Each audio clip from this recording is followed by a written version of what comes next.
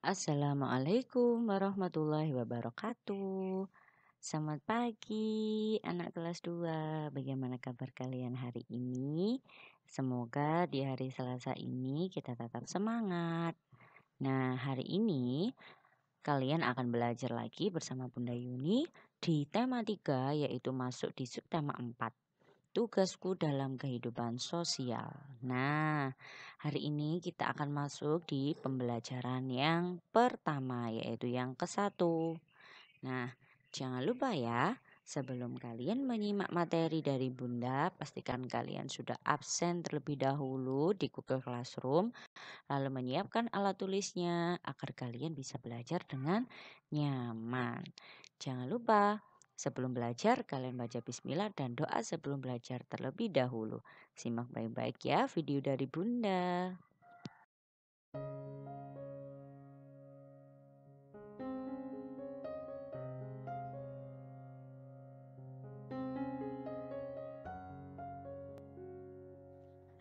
Yang pertama, kalian akan belajar menemukan informasi yang berkaitan dengan kehidupan sosial. Nah, tentunya kalian bertanya-tanya, kehidupan sosial ya. Kehidupan sosial itu adalah ya anak-anak, semua kegiatan yang berhubungan dengan orang lain. Karena sosial itu adalah interaksi kita dengan orang lain. Dengan teman, dengan ibu bapak guru, dengan orang tua, dengan adik, dengan orang lain. Nah, itu adalah interaksi sosial. Jadi, kehidupan sosial yaitu adalah semua kegiatan yang berhubungan dengan orang lain. Misalkan kalian sedang bermain. Nah, itu kan ada kegiatan permainan di situ. Kalian berhubungan dengan orang lain bukan? Kalian berhubungan dengan teman kalian.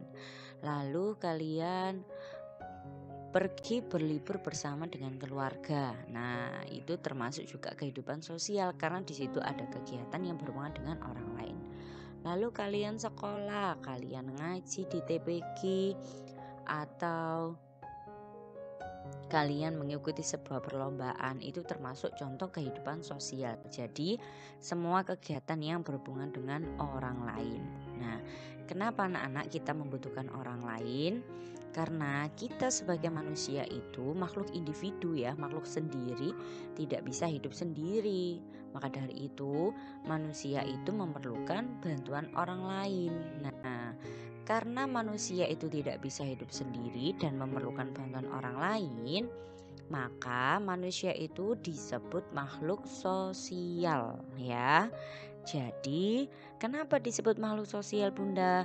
Karena manusia itu tidak dapat hidup sendiri dan selalu memerlukan orang lain ya. Kenapa kita buktikan? Coba kalian buktikan. Apakah kalian bisa memasak? Nah, tentunya masih belum bisa. Kalian memerlukan orang lain, memerlukan bantuan siapa?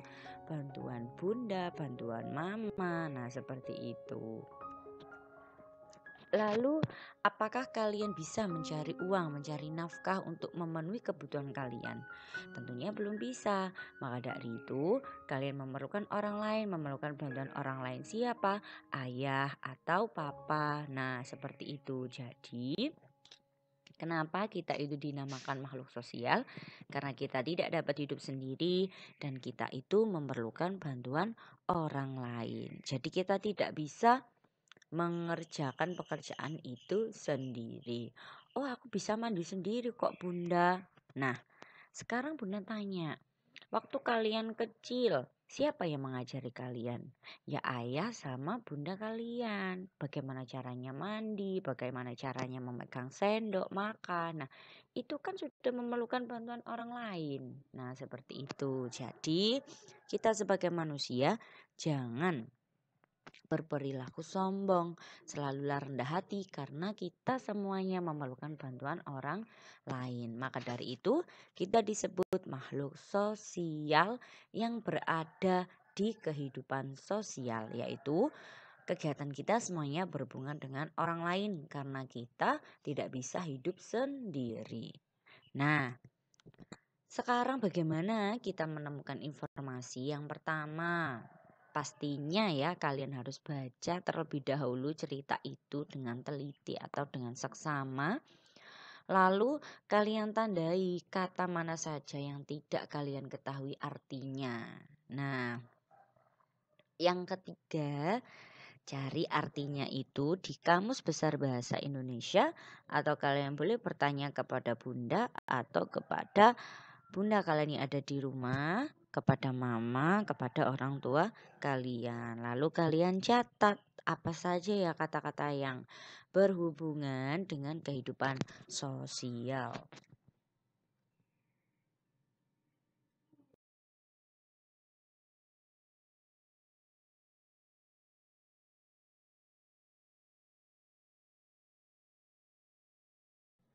Nah, di tema 3 ini kita akan belajar tentang nilai uang. Nah, pastinya ketika kita membahas tentang nilai uang itu pasti ada harga.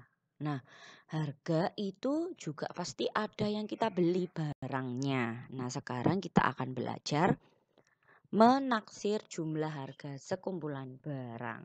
Tentunya anak-anak ya, dalam kehidupan kita sehari-hari itu kita sering membeli beberapa jenis barang. Ya, pastinya banyak. Nah, ketika kita untuk dapat membayar itu, kita harus mengetahui total harga seluruh barang. Tidak mungkin. Nah, siapa di sini yang pernah biasanya ikut dengan ayah atau bundanya, dengan mamanya, belanja ke supermarket, belanja ke pasar. Nah, untuk membeli barang-barang kebutuhan sehari-hari.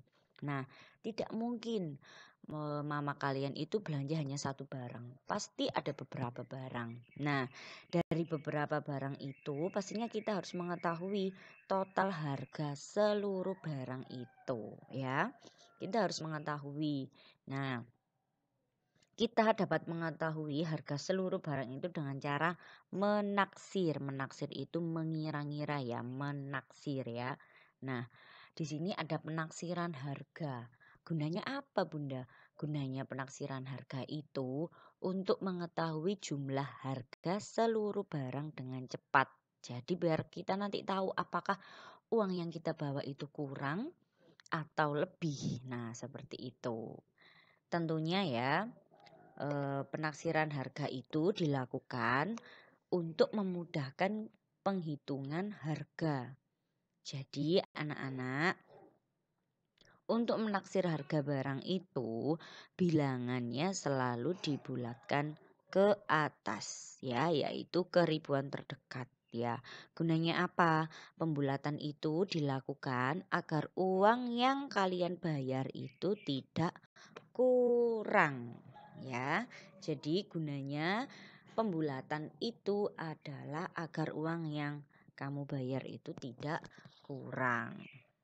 Nah, jadi ya jika kalian membeli barang bukan satu ya, barangnya pasti ada 3 atau ada 4, itu kalian taksir dulu, kalian kira-kira berapa ya harganya ini ya, terus aku bawa uang berapa, apakah cukup uang nanti untuk membayarnya. Nah, seperti itu. Jadi kita tuh lebih tahu dulu harga seluruh barang itu.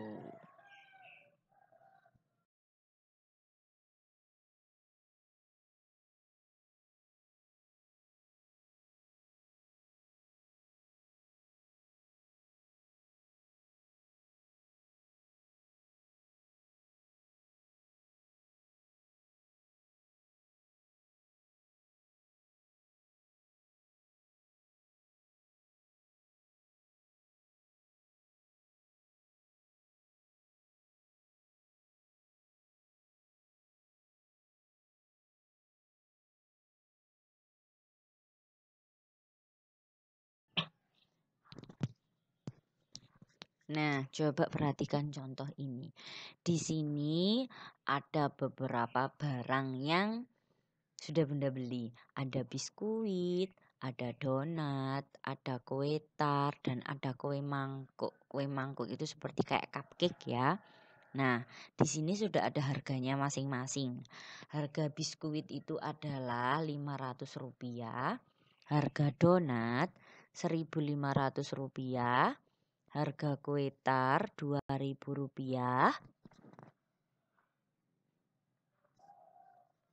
Harga kue mangkuk atau cupcake-nya Rp1.000. Tadi Bunda ingatkan ya, untuk menaksir harga barang itu bilangan selalu dibulatkan ke atas. Nah, jadi gunanya untuk apa? Untuk menghitung agar uang yang kamu bayar itu tidak kurang dan untuk menghitung agar lebih mudah ya. Nah, sekarang kita selesaikan. Yang pertama, coba perhatikan tabel itu. Ada nama benda biskuit ya, ada nama benda biskuit. Nah, harga sebenarnya harga biskuit itu berapa? Rp500 ya. Rp500. Lalu kita taksirkan ke atasnya berapa? 1.000. Kita bulatkan ya, kita bulatkan ke ribuan terdekat. Lalu yang kedua, donat harganya Rp1.500. Kita bulatkan atau kita taksirkan harganya yaitu 2.000 ya. Nah, yang ketiga ada kue tar. Kue tar itu harganya 2.000. Nah, jika harga 2.000 ya tidak ada separuhnya atau tidak ada yang menempati ratusan, ya tetap kita taksirkan harganya tetap 2.000. Karena kalau kita taksirkan harganya 3.000 itu terlalu kejauhan. Kecuali kalau kuitarnya itu harganya 2.500 atau 2.600 seperti itu. Nah, yang keempat ada kue mangkuk atau cupcake. Nah, harga sebenarnya 1.000. Lalu kita taksirkan, kita bulatkan juga tetap menjadi 1.000. Sekarang kita jumlahkan di harga sebenarnya ya. Harga sebenarnya tadi biskuit 500 ditambahkan donat 1.500. Jadi berapa? Jadi 2.000. Lalu ditambahkan harga kue tar 2.000 menjadi 4.000. Lalu kita tambahkan kue mangkok 1.000 jadi 5.000. Nah, harga sebenarnya ketika kita membayar kue semua yang sudah Bunda beli ini adalah Rp5.000. Tapi kita lihat harga taksirannya berapa. Harga taksirannya biskuit tadi Rp1.000 ditambah donat Rp2.000 ya menjadi Rp3.000. Lalu ditambahkan kue tar Rp2.000 menjadi berapa? 3.000 ditambah Rp2.000 Rp5.000. Lalu ditambah kue mangkuk atau cupcake-nya Rp1.000 jadi Rp6.000. Jadi total harga taksirannya atau harga pembulatan ya taksirannya adalah Rp6.000. Nah, jadi anak-anak, hasil taksiran jumlah harga seluruh barang itu tidak jauh dari jumlah harga sebenarnya. Berapa? 5.000. Jadi hasilnya itu hasil taksirannya adalah Rp6.000. Harga sebenarnya adalah Rp5.000. Lalu aku membawa uang berapa, Bunda? Nah, sekarang Bunda tanya, misalkan kalian membawa uang 5.000 ya, kalian kan tidak bisa menghitung cepat kalau tidak mengetahui harga taksiran. Kalau kalian sudah tahu harga taksiran, oh iya biskuit itu 500, donat 1.500, kue tar 2.000, kue mangkok 1.000. 500 dibelakang jadi 1.000, donatnya 2.000, kue tarnya 2.000, kue mangkoknya 1.000. Oh iya aku harus bawa uang 6.000 atau 7.000. Nah, seperti itu agar kalian jika membayarnya nanti tidak kurang. Itu adalah caranya untuk menaksirkan harga ya, mengetahui nilai harga sekumpulan barang jumlahnya semuanya dengan cepat, yaitu dengan cara bagaimana menaksirkan harga barang tersebut. Seperti itu anak-anak, apakah kalian bisa memahaminya?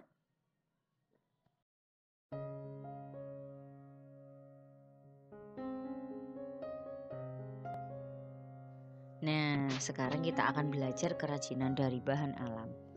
Anak-anak ya, di sekitar kita ini pastinya terdapat banyak bahan alam yang sudah disediakan oleh alam. Nah, misalkan ada cangkang kerang, ranting, lalu daun kering, lalu biji-bijian. Nah, bahan alam itu dapat kita manfaatkan untuk membuat kerajinan ya. Lalu di sini Bunda mempunyai contoh kerajinan dari bahan alam, yaitu tempat tisu yang dihias dari cangkang kerang. Jadi kalian bisa memanfaatkan bahan-bahan alam itu tadi untuk menghias suatu kerajinan ya.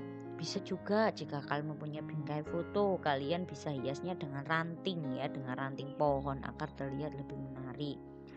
Lalu kalian bisa menghias hiasan dinding kalian itu dengan hiasan biji kacang hijau atau dengan cangkang telur atau dengan kulit buah. Kulit buah tentunya kulit buah apa? Buah salak. Nah, seperti itu.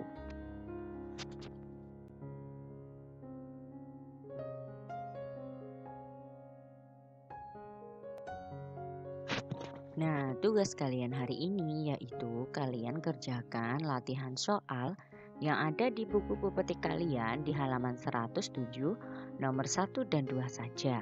Jangan lupa dikirim di Google Classroom Bunda ya. Tulis dengan rapi. Ya, anak-anak, materi yang bisa Bunda sampaikan di hari ini. Semoga kalian bisa memahaminya dan bermanfaat untuk kalian. Dan kurang lebihnya Bunda mohon maaf bila ada kesalahan. Terima kasih, sampai ketemu besok kita di pembelajaran 2 dan 3.